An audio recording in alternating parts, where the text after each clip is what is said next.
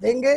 Electronic configuration आपको पिछली class में पढ़ाई थी और हम एटॉमिक नंबर 21 तक पहुंच गए थे और कुछ इलेक्ट्रॉनिक कन्फिगरेशन मैंने आपको लिखने के लिए दी थी, लेकिन अब वो सारी इलेक्ट्रॉनिक कन्फिगरेशन मैं आपको बोर्ड में पढ़ाऊंगा। तो आप लोगों ने ट्राई करी थी इलेक्ट्रॉनिक कन्फिगरेशन? जी स्टूडेंट्स,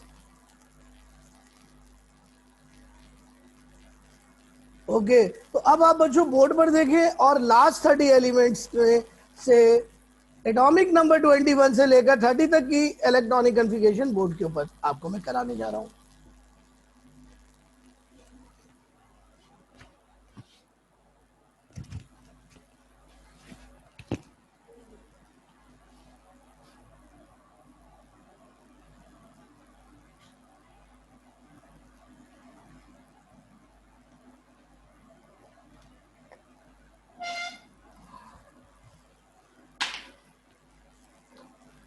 तो मैं शुरू करूंगा दोबारा से एटॉमिक नंबर 21 से, स्कैंडियम से। स्कैंडियम का एटॉमिक नंबर 21 है और इसके पास 21 इलेक्ट्रॉन्स हैं। इसकी इलेक्ट्रॉनिक कन्फिगरेशन बनेगी 1s2, 2s2, 2p6, 3s2, 3p6। अब बच्चों गड़बड़ जो है वो 3p के बाद होती है। हमें पता है 3p के बाद 4s फिल होता है, लेकिन जब d में इलेक्ट्रॉन जाता है तो d ऑर्बिटल न्यूक्लियस के करीब आ जाता है और s ऑर्बिटल न्यूक्लियस से दूर चला जाता है। तो बच्चों यहां पर देखिएगा, वैलेंस शेल को मैं नीले रंग से दिखा रहा हूं। 4s हम करेंगे ये कि 3p के बाद थोड़ी जगह छोड़ देंगे और उसके बाद एंड पर 4s लिखेंगे, 4s2। तो ये टोटल इलेक्ट्रॉन 20 हो गए। अब एक इलेक्ट्रॉन बचेगा जो 3d में चला जाएगा। This is the valence shell. Is it clear to you? How many valence electron, how many total valence electron in the scandium? You see, what should be the group?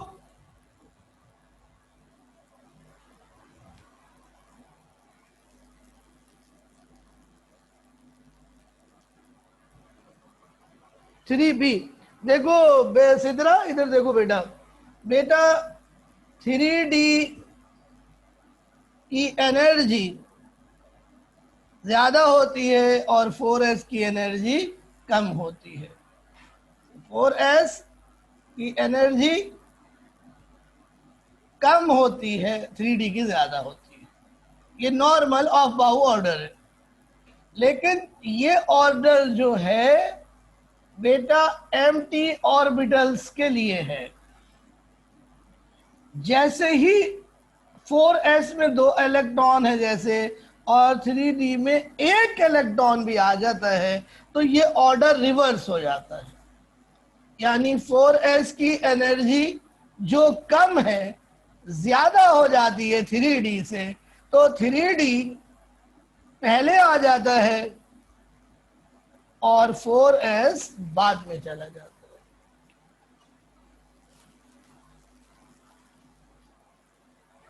आ रही है बात समझ में?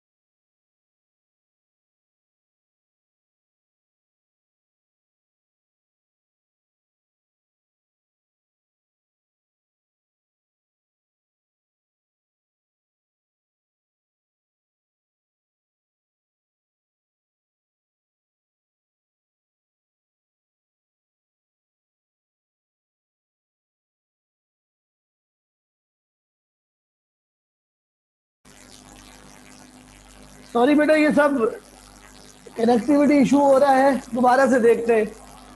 तो बच्चों 1s2 से लेके 3p6 तक हम आर्गन से रिप्रेजेंट करेंगे। ये 3d है, ये 4s है। 4s में 2 इलेक्ट्रॉन डाल दिया, 18 और 2 20 हो गए। एक इलेक्ट्रॉन बचेगा, वो डी में आ जाएगा। तो बताएं कितने अनपेयर्ड इलेक्ट्रॉन है डी में?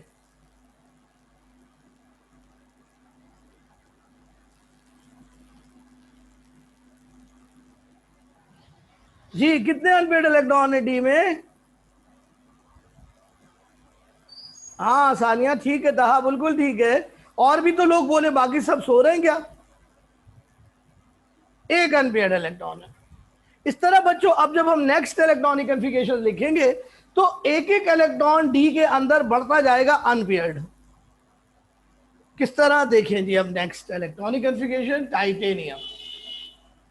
ये मैंने आपको कल घर के लिए से करने को दी थी, लेकिन जैसा कि आपको बताया आप लोगों ने माशाल्लाह नहीं करी होगी, तो अब आप बोर्ड पे देख लें।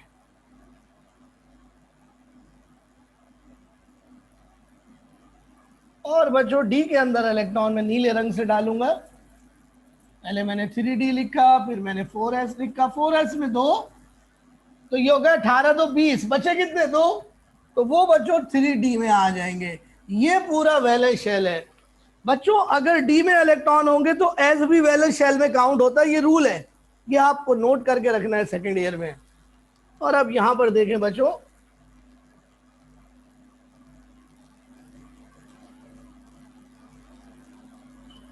Box method.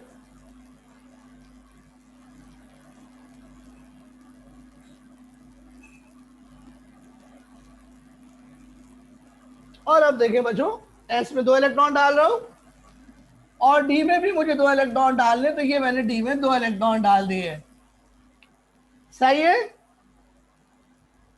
ओके ठीक है भाई।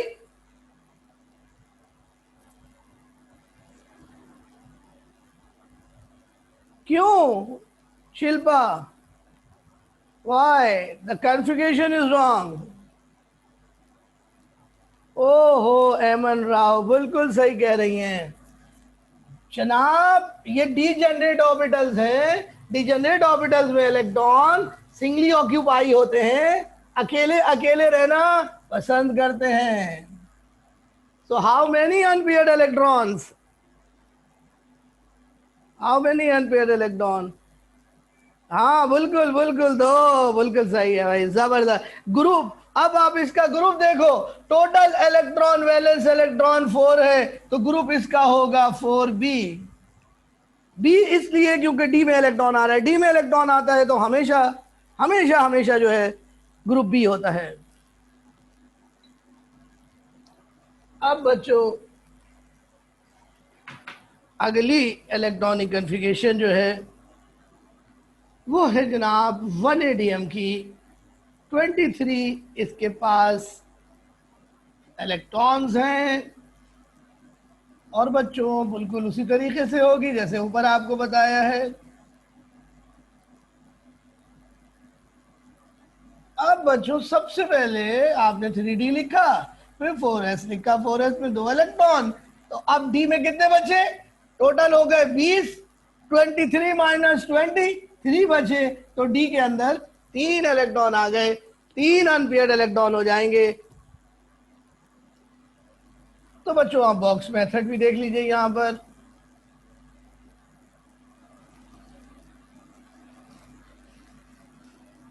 बॉक्स मेथड ही सबसे बेस्ट मेथड है इलेक्ट्रॉनिक कन्फिगरेशन लिखने का, क्योंकि इससे हमें अनपेयर्ड इलेक्ट्रॉन पता चल जाते हैं। तो 4s में हमने 2 इलेक्ट्रॉन डाला और डी में एक एक इलेक्ट्रॉन हम डालते चले गए, तो 3 अनपेयर्ड इलेक्ट्रॉन हमें 1ADM के पास नजर आ रहे हैं। लेकिन टोटल वैलेंस इलेक्ट्रॉन कितने हैं? 3 और 2 5 वैलेंस इलेक्ट्रॉन है, तो ग्रुप इसका बनेगा 5b। ओके, और अब आ रही है सबसे इंपॉर्टेंट इलेक्ट्रॉनिक कन्फिगरेशन, सबसे इंपॉर्टेंट है ना। तो ये आप लोगों के लिए मैं लिख रहा हूं क्रोमियम। 24। प्यारे बच्चों, इस कॉन्फ़िगरेशन पर स्टेरिक का निशान लगाएंगे। स्टेरिक का मतलब है, स्टेरिक का मतलब होता है एक्साइटेड स्टेट। स्टेरिक का मतलब होता है एक्साइटेड स्टेट, यानी तमाम इलेक्ट्रॉनिक कॉन्फ़िगरेशन ग्राउंड स्टेट में समझी जाती हैं, क्रोमियम की एक्साइटेड स्टेट में समझी जाती है। आइए देखें जी,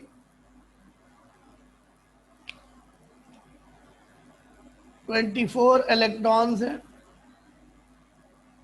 1s2, 2s2, 2p6, 3s2, 3p6, और फिर हम 3d बनाएंगे, 4s बनाएंगे, 4s में 2 डाला, 18 2 20, 24 माइनस 24 बचे, डी में 4 आ गई। ये इलेक्ट्रॉनिक कॉन्फ़िगरेशन बनेगी क्रोमियम की। But this is wrong, but this is wrong, oh my God, this is wrong students. 3d4 में is wrong, 4s 3d4 4s2। This configuration is wrong. This is the ground state electronic configuration. And this configuration is wrong because it is not verified experimentally. हाँ शिल्पा, बिल्कुल ऐसे ही होगा, लेकिन मैं ये सारी बातें तुम्हें समझाऊंगा बोर्ड पर। देखो देखो, इधर देखो भाई, मुझसे मत कहना फिर कि ये सर हमारे 2 नंबर चले गए। ये रीजन भी आता है इम्तिहान में।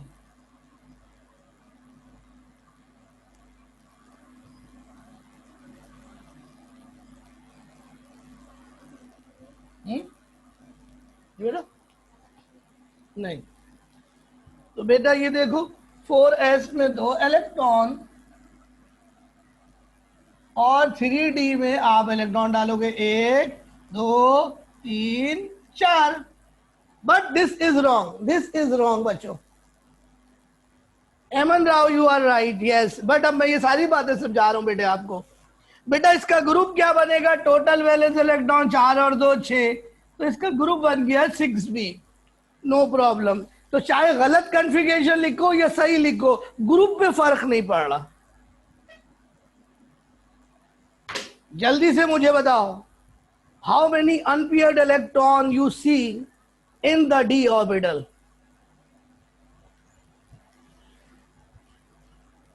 कितने d ऑर्बिटल में अनपेयर्ड इलेक्ट्रॉन नजर आ रहे हैं? कितने अनपेयर्ड इलेक्ट्रॉन है d में? जस्ट टेल मी।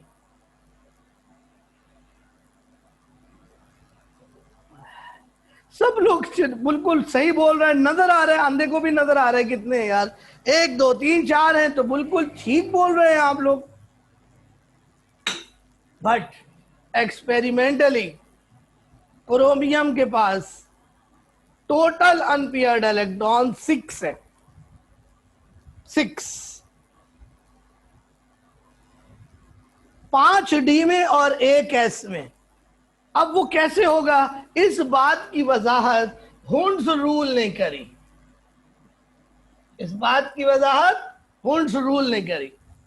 हुंड्स ने ये बताया कि क्रोमियम एटम बॉन्ड बनाने से पहले अपनी इलेक्ट्रॉनिक कॉन्फ़िगरेशन को स्टेबलाइज करता है।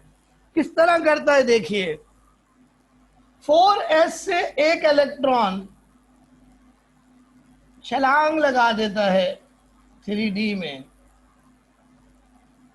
सवाल ये पैदा होता है क्यों लगा देता है?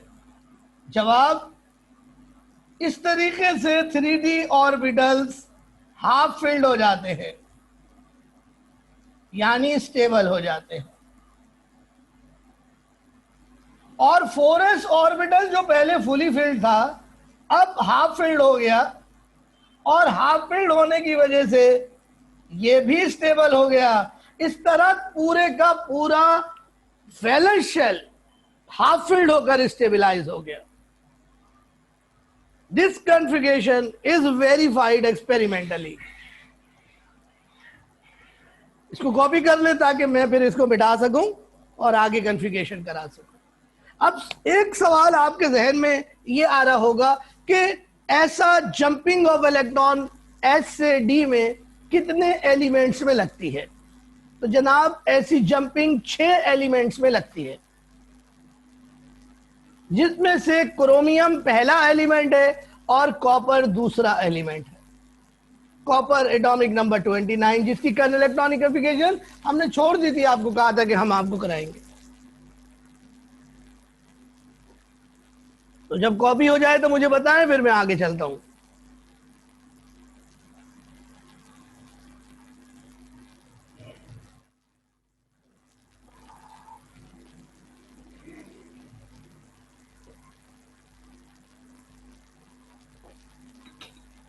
जी भाई, कॉपी हो गया। तो ये इलेक्ट्रॉनिक कॉन्फ़िगरेशन क्रोमियम की क्लियरली शो कर रही है कि क्रोमियम के पास 5 अनपेयर्ड इलेक्ट्रॉन है डी में। और बच्चों, डी में 5 से ज्यादा अनपेयर्ड इलेक्ट्रॉन हो भी नहीं सकते, क्योंकि 5 के बाद पेयरिंग स्टार्ट मजबूरी है, क्योंकि डी ऑर्बिटल कोई भी अब खाली नहीं रहा। तो अब हम आ रहे हैं एटॉमिक नंबर 25 पर।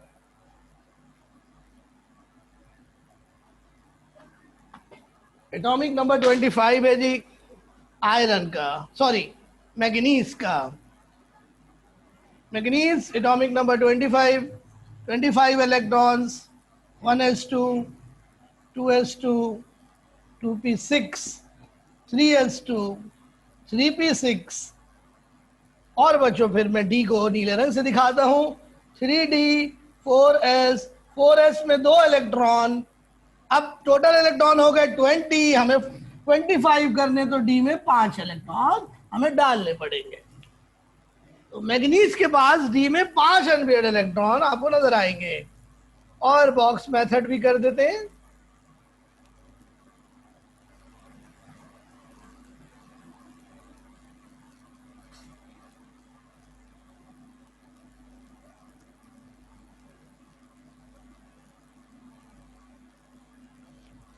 फोर एस में 2 इलेक्ट्रॉन, और बच्चों डी में डालेंगे एक एक करके इलेक्ट्रॉन, ताकि सारे हाफ फिल्ड हो जाएं।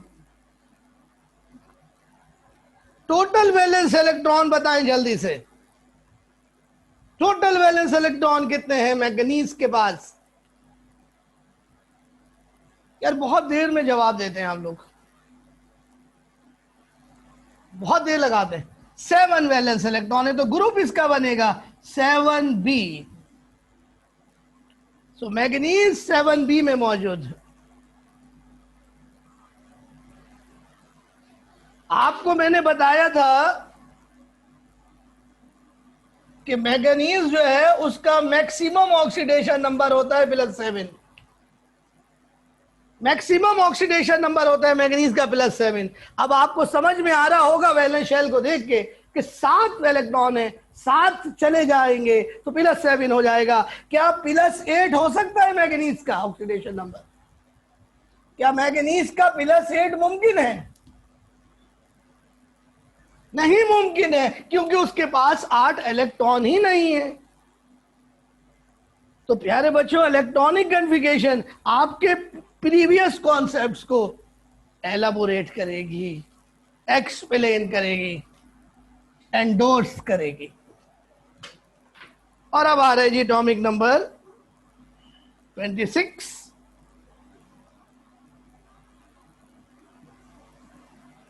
One S two, 2s2, 2p6, 3s2, 3p6। अब बच्चों यहां पर पहले 3d और फिर 4s लिखेंगे। 4s में 2 इलेक्ट्रॉन, टोटल हो गए जनाब 20। 6 बचे तो डी में 6 आ गए। अब ये एटॉमिक नंबर 26 आया, यहां से पेयरिंग स्टार्ट हो गई डी में पहली दफा। तो मैंने बताया था आपको क्वांटम नंबर में पेयरिंग जब मैं बता रहा था, तो अब समझ में आ रही होगी बात। तो आयरन से पेयरिंग शुरू होती है डी के अंदर पहली दफा।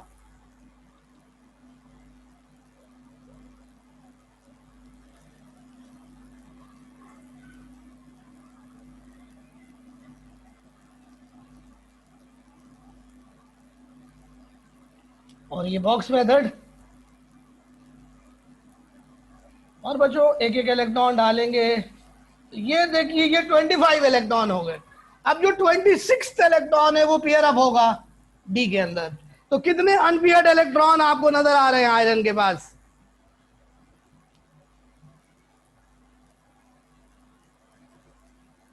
4। यस। एक और, इसका टोटल वैलेंस इलेक्ट्रॉन कितने हैं? 8। तो इसका ग्रुप बन गया 8b। ग्रुप बन गया 8b। बच्चों ये बात ध्यान में रखिएगा, 8 से ज्यादा वैलेंस इलेक्ट्रॉन नहीं होते।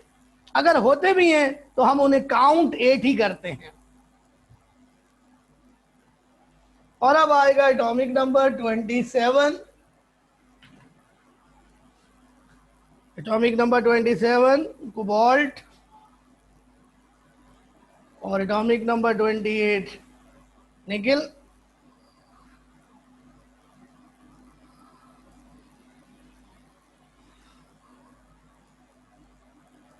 तो यहां तक तो इलेक्ट्रॉनिक कन्फिगरेशन सेम होगी बच्चों, 3p6 तक। सिर्फ 3d के अंदर तब्दीली आएगी।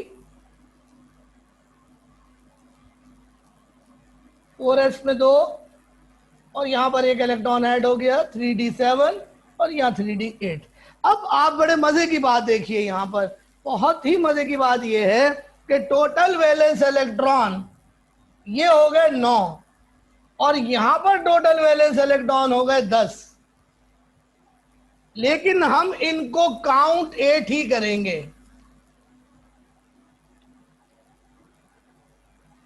ये रूल बनाया हुआ है बेटा।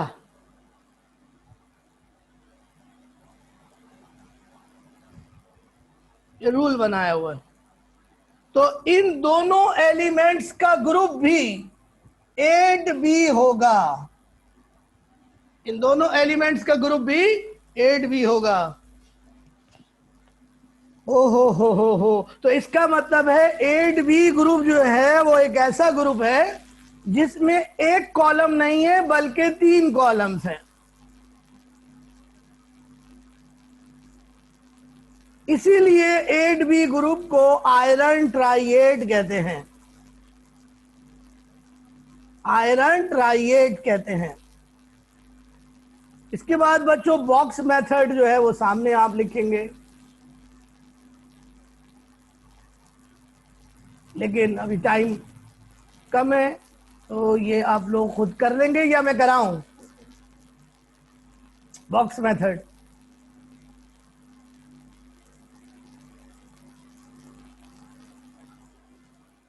करा देता हूं भाई, करा देता हूं भाई। आप लोग सारे काम हमारे ऊपर ही छोड़ दो, खुद कुछ नहीं करो, खुद कुछ नहीं करो, बैठ के हलवा खाओ बस। चलो देखो,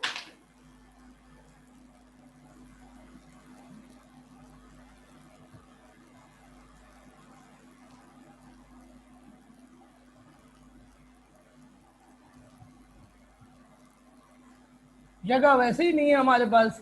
इतनी सी जगह के अंदर बच्चों पढ़ाना पड़ता है, इतने से बोर्ड के ऊपर, क्योंकि ऑनलाइन में बड़ा बोर्ड नहीं चलता। तो बच्चों एक एक इलेक्ट्रॉन डी में डालेंगे। ये 25 हो गए, हमें 27 करने हैं। तो ये 26वां इलेक्ट्रॉन पेयर होगा, 27वां इलेक्ट्रॉन पेयर होगा। कितने अनपेयर्ड बचे? कितने बचे अनपेयर्ड? 3। और इसके बाद वाले में कितने बचेंगे?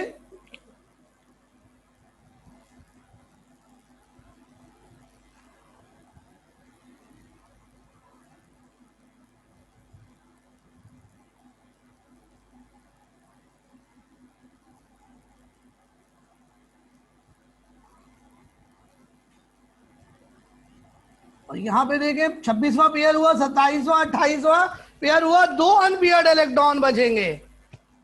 तो ये बच्चों एटॉमिक नंबर 28 तक इलेक्ट्रॉनिक कन्फिगरेशन हो गए। अब 2 रह गए जी, atomic number 29 and atomic number 30। 29 के अंदर जंप लगेगा, 4s से 3d में इलेक्ट्रॉन की जंपिंग होगी। तो बच्चों अब मैं आपको ये दोनों भी कराता हूं ताकि आज हमारा ये टॉपिक खत्म हो और हम कल से इलेक्ट्रॉनिक कॉन्फ़िगरेशन खत्म करके केमिकल बॉन्डिंग शुरू कर सकें। Last chapter.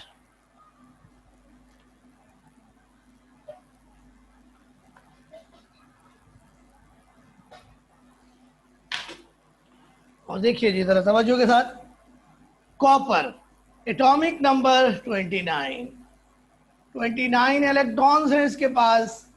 इसकी इलेक्ट्रॉनिक कॉन्फ़िगरेशन बनेगी 1s2, 2s2, 2p6, 3s2, 3p6 और फिर उसके बाद D को मैं नीले रंग से दिखाऊंगा 3D और 4s।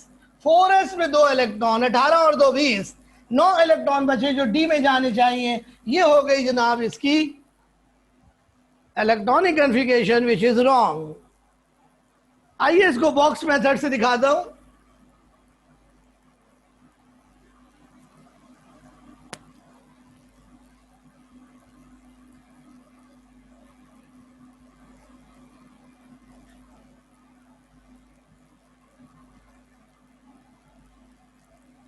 Four S two 20, 21, 22, 23, 24, 25, 26, 27, 28, 29. Now look, how many unpaired electron you see in D? D में कितने अनपेयर्ड इलेक्ट्रॉन नजर आ रहे हैं? एक। लेकिन एक्सपेरिमेंटली D में एक भी इलेक्ट्रॉन कॉपर के पास नहीं है। क्यों? क्योंकि बच्चों 4s का एक इलेक्ट्रॉन जंप लगाएगा 3D के अंदर, यहां से एक इलेक्ट्रॉन जंप लगाएगा और इस तरह 3D के तमाम ऑर्बिटल फुली फिल्ड हो जाएंगे, यानी स्टेबल हो जाएंगे। लेकिन बच्चों जो 4s ऑर्बिटल है वो तो हाफ फिल्ड हो गया। तो क्या हुआ? हाफ फिल्ड ऑर्बिटल भी स्टेबल होते हैं। इस तरह दोनों ऑर्बिटल स्टेबल हो गए, एक फुली फिल्ड होकर और एक हाफ फिल्ड होकर। तो इस तरह बच्चों ऊपर भी हमें तब्दीली करनी पड़ेगी। 4s1 3d9। अब जरा गौर से सुनिएगा, इधर टोटल वैलेंस इलेक्ट्रॉन हो गए 10 और 1 11 है। 11 तो वैलेंस इलेक्ट्रॉन होता ही नहीं है।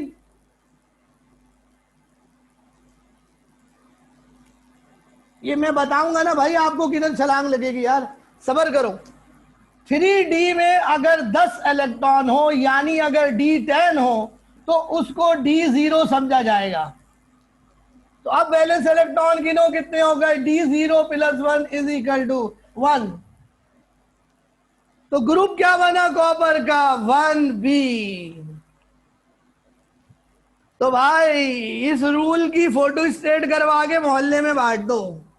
D0 means, sorry, D10 means D0। D10 का मतलब D0 है, बस रूल है ये।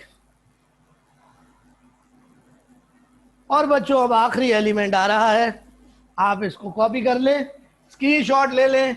ये इम्तहान में रीजन आता है जनाब। अब मैं एटॉमिक नंबर 30 पे जा रहा हूं। 30 किसका एटॉमिक, 30 किस एलिमेंट का है? देखिए इधर 30 किसका है? 30 है जी जिंक का। और जिंक का इलेक्ट्रॉनिक कॉन्फ़िगरेशन पूरी वही बनेगी, 4s2 3d10 हो जाएगा। अब इसका ग्रुप क्या बनेगा? D0 + 2 2। इसका ग्रुप बनेगा 2b।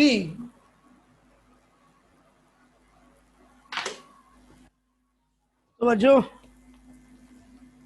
ये है इलेक्ट्रॉनिक कॉन्फ़िगरेशन फर्स्ट 30 एलिमेंट्स की। लेकिन आपको बच्चों फर्स्ट 30 एलिमेंट्स की नहीं करनी, आपको तमाम एलिमेंट्स की करनी चाहिए। तो अब आप लोग तमाम एलिमेंट्स की इलेक्ट्रॉनिक कॉन्फ़िगरेशन लिखिए और मुझे पोस्ट कर दीजिए, मैं आपको उसको देख के बता दूंगा। सिदरा डी में 10 इलेक्ट्रॉन आते हैं, आप 11वां डाल रही हैं, क़यामत आ जाएगी। तहा जावेद कोर्स में कुछ नहीं पता कितनी है। सेकेंड ईयर में 92 तक आई हुई है इलेक्ट्रॉनिक कॉन्फ़िगरेशन यूरेनियम की। फर्स्ट ईयर में, और सेकंड ईयर में तो बच्चों कम से कम 92 तक तो आपको करना पड़ेगा। ओके स्टूडेंट्स, अब मैं आपको कुछ होमवर्क दूंगा बोर्ड के ऊपर, वो आप होमवर्क बोर्ड पे सुनेंगे। बच्चों, इलेक्ट्रॉनिक कॉन्फ़िगरेशन सिर्फ एटम ही की नहीं होती, इलेक्ट्रॉनिक कॉन्फ़िगरेशन आयंस की भी होती है, मॉलिक्यूल्स की भी होती है। तो आइए जरा सा तवज्जो कर लीजिए, आयंस की इलेक्ट्रॉनिक कॉन्फ़िगरेशन देख लीजिए कैसे करते हैं। वही तरीका है, बस थोड़ा सा एक स्टेप का इजाफा होगा। EC of ions and molecules, मिसाल के तौर पर हमें ईसी लिखनी है Na पॉजिटिव की, Na पॉजिटिव की। तो Na पॉजिटिव जो है कैटाइन है, कैटाइन में इलेक्ट्रॉन्स निकालते हैं Z माइनस चार्ज करके। Z है 11, चार्ज है 1, तो 11 minus 1 is equal to 10। So 10 electrons है Na पॉजिटिव के पास। तो बच्चों 10 के लिहाज से ईसी लिख देंगे 1s2 2s2 2p6, और ये पूरी ईसी नियॉन की होती है, नोबल गैस की। इसका मतलब है Na पॉजिटिव और नियॉन दोनों के पास 10-10 इलेक्ट्रॉन्स हैं। ऐसी स्पीशीज जिनके पास सेम नंबर में इलेक्ट्रॉन्स हो उन्हें आइसो इलेक्ट्रॉनिक स्पीशीज कहते हैं। एक और देखिए, ये है O2 माइनस,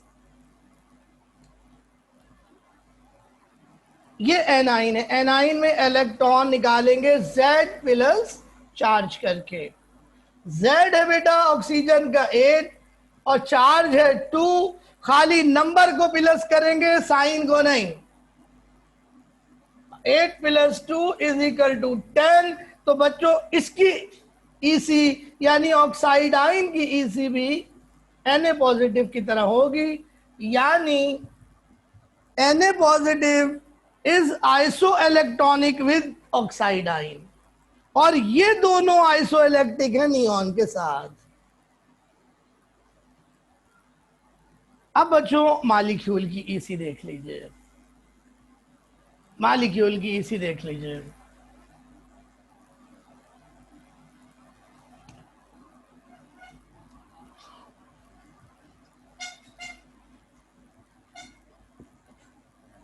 मिसाल के तौर पर हमें ईसी लिखनी है H2S की,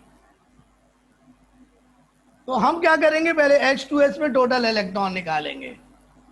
total electron in H2S is equal to कितने हाइड्रोजन है, 2, और एक हाइड्रोजन के पास एक इलेक्ट्रॉन है। सल्फर का एटॉमिक नंबर 16, सल्फर के पास 16 इलेक्ट्रॉन है।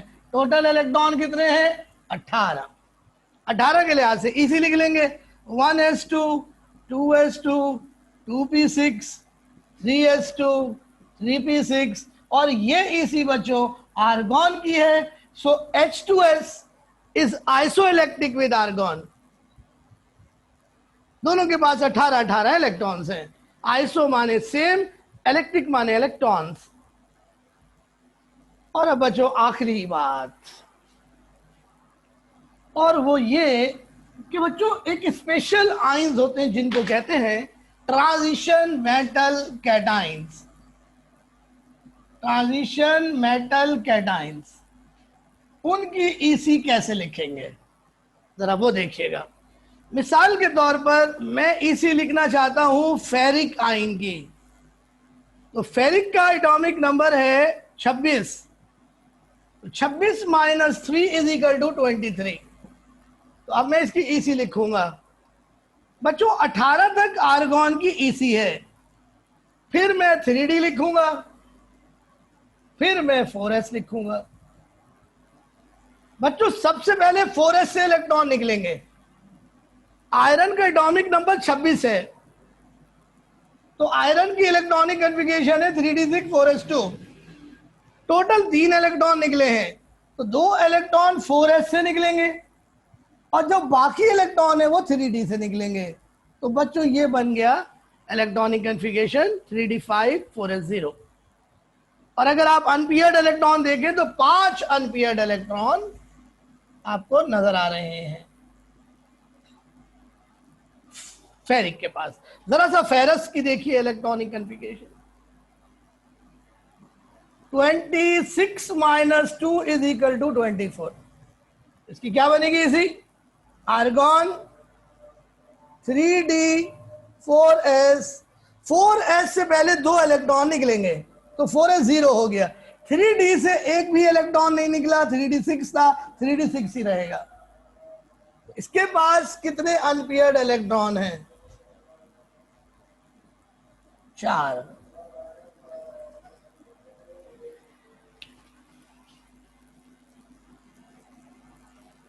अब मैं आपसे सवाल करूंगा और बस यहीं पे क्लास खत्म होगी। ये बताएं, हु इज स्टेबल, फेरस या फेरिक?